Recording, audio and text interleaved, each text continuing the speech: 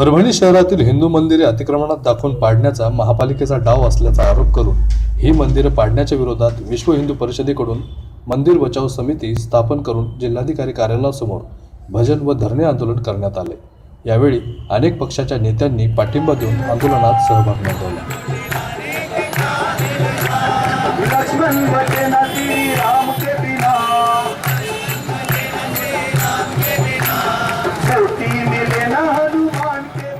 परभणी शहरातील जिल्हाधिकारी कार्यालयासमोरील मैदानात हे आंदोलन करण्यात आले। यावेळी खासदार संजय जाधव, आमदार राहुल पाटील, भाजप जिल्हाध्यक्ष अभय चाटे, आनंद भरोसे, मनपा नेते भगवान वाघमारे आदींनी या आंदोलनात सहभाग नोंदवून आपली भूमिका मांडली। यावेळी विश्व हिंदू परिषद, बजरंग दलाच्या पदाधिकारी, कार्यकर्त्यांसह अनेक हिंदुत्ववादी संघटना पक्षांचे कार्यकर्ते मोठ्या संख्येने सहभागी झाले होते।